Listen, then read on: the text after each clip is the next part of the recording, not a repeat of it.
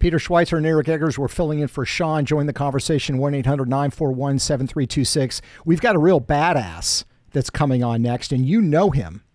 Who's coming on? Hey, thanks. Yeah, I know. I know you too. You know, I say, hey, Peter Schweizer, he's a real badass for an author.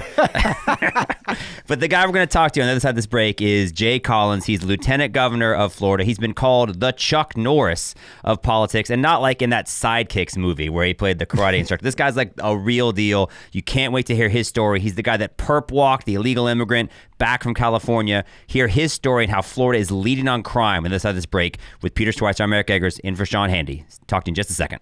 Sean Hannity. The new Sean Hannity Show. More behind-the-scenes information on breaking news and more bold, inspired solutions for America. Hello, America. It's Peter Schweizer, and that is Eric Eggers, and we're filling in for Sean today. We're with the Government Accountability Institute. We have a podcast, which you can find out about at thedrilldown.com, and you can join the conversation, 1-800-941-7326, 1-800-941-7326. We have a great guest now. We live in the Sunshine State, the great state of Florida. I've been here for 30-plus years. You were born here and raised here. New Lieutenant Governor appointed just a couple of weeks ago, Jay Collins, a real badass. Now, it's hard to think of politicians as being a badass. Well, especially lieutenant governors, because it's like lieutenant governor is kind of like vice president, but worse. Yeah, you know, it's what do you actually do? Florida has been famous for not having one for an extended period of time. So that we have one, it was news a couple of weeks ago. But then when they picked the one they picked, it became even more newsworthy, and he's been to work quickly. Yeah, so Jay Collins is a former Green Beret. He's been a state senator. He's introduced and passed great legislation that we're going to talk about. But we want to talk to him, first of all, about what's going on with regards to illegal immigration in the state of Florida and the initiatives that are taking place there. Lieutenant Governor Collins, how are you? I'm doing well. Thank you for having me on today. So tell us, we had this terrible tragedy in the Florida highway where 3 innocent people died. You had this migrant illegally in the country who took that incredible U-turn in traffic. 3 people died. You actually went and brought him back to the state of Florida to face justice. You essentially perp walked him off of the plane, and you said there's absolutely no leniency for what he did. Tell us why this issue is so important to you, and what are some of the tangible things that the state of Florida is doing that's different compared to a lot of other states around the country? Well, hey, that's a great question. And let's just kind of start with where this thing all began. 3 innocent lives were ended early because of somebody who crossed over the California border in 2018 illegally, gamed the asylum system in a state that we know, frankly, cares more about illegal immigrants than they do Californians, American citizens, and certainly obviously don't care what happened in Florida to our people, but we do.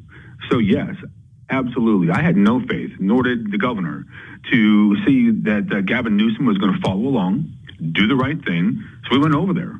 We held a press conference. We talked about it. We made sure that everyone knew we were there. And then we made sure this guy got brought back. Because what I want our people to know is that our government is going to go over there. We're going to stand for them and make sure that somebody faces justice. Because what if that was your loved one?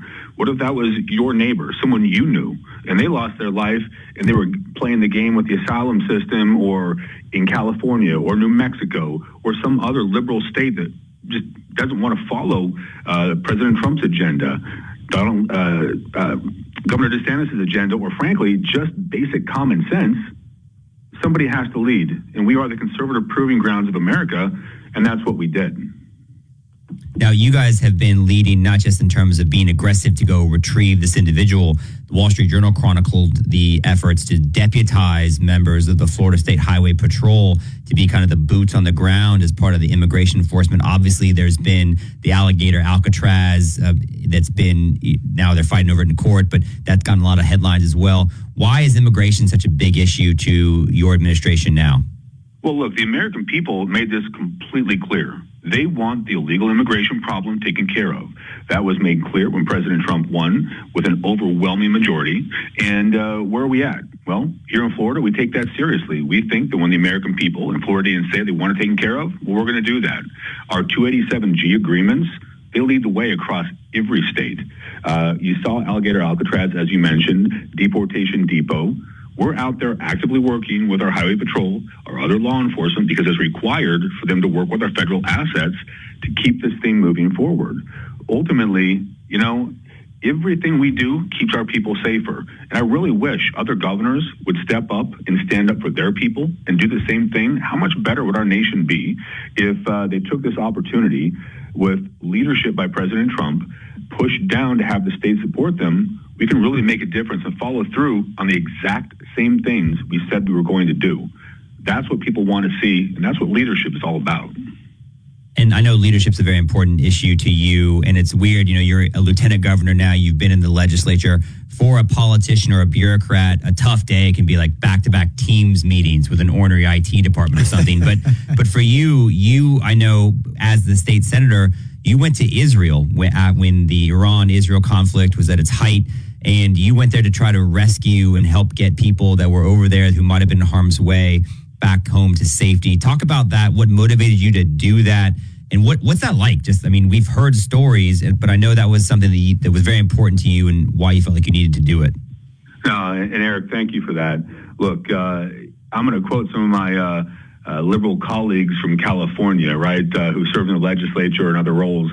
I don't identify as a politician. I identify as God-fearing, gun-loving, freedom-defending, bacon-eating, one-legged retired Green Beret. I mean, the leadership comes from the front. We put our people first, and you got to put your money and your butt where your mouth is. So that's what we did. I flew to Israel because what if that was my loved one? What if my children, my wife, were trapped in a country with Iran shooting ballistic missiles at them? I would hope and pray that our leadership stood up and did that.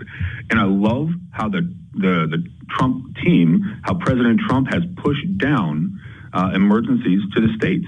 This was an emergency. He has clearly said the states should step up and lead. And that's what we did. We partnered with them. We worked beside them. And ultimately, we brought them back right here to Florida. And it wasn't just Floridians.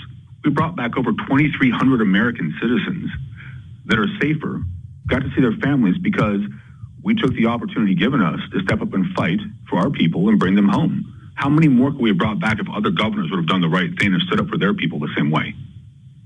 Well, Lieutenant Governor, you were there, and it was a war zone. So I have to tell you, I've never been in a war zone. I don't want to be in a war zone. What does a missile actually sound like? What does it feel like to be in a situation where missiles are being fired at the location where you happen to be?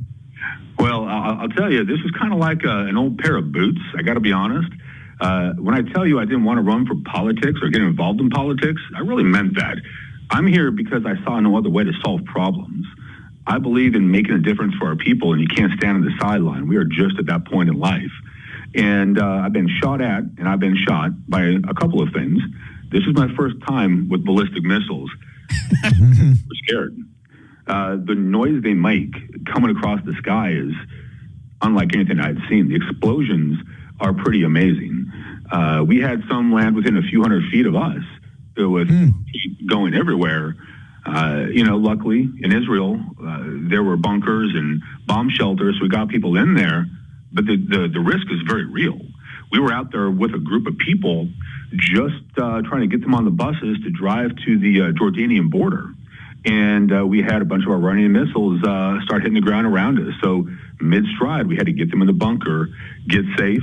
And I'm popping up, checking to see, are we done? What's going on? Get updates. And they're still coming. The barrage was real.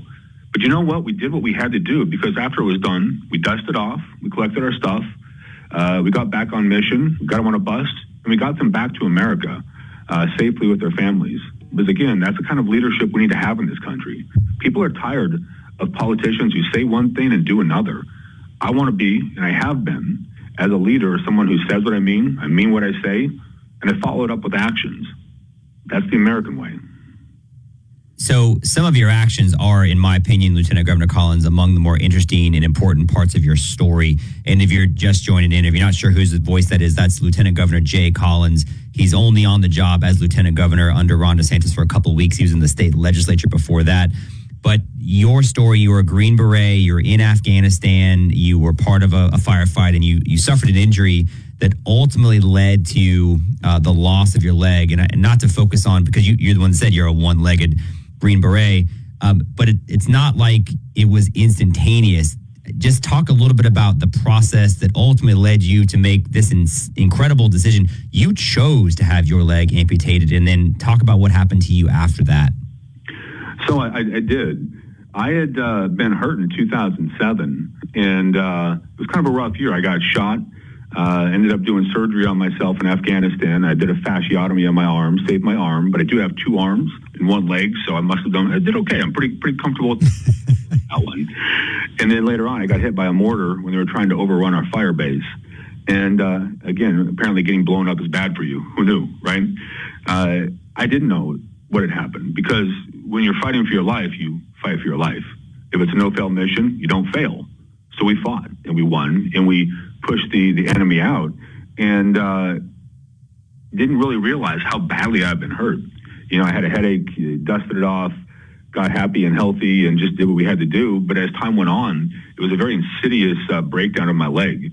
Eventually, I started having weird pains, and my leg, I would want it to go left, and it wouldn't go left. It would go right, or it would not work at all, and I'd trip and fall.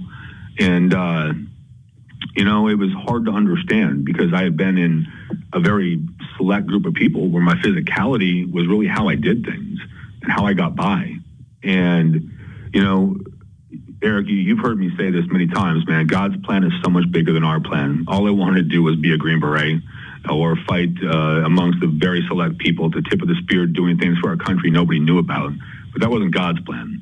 I got injured, and I had to learn to use other skills and accept help and get up in a new way, and that's what I had to do. So over the next 6.5 years or so, I went through a slow manifestation of my leg dying. I went through multiple surgeries and multiple exams and a lot of misdiagnosis before they figured out what was going on. And in 2014, they cut my leg off. And about a year later, I requalified as a Green Beret. I was found fully fit for duty, and I had to earn my place back in our tribe, because in that regiment, and as a Green Beret, there's only one standard.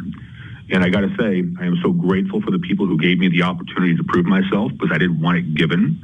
I had to earn it. And anything of value, you have to earn. And again, so grateful that people gave me the chance to do that, because, again, there's some culpability with me as well.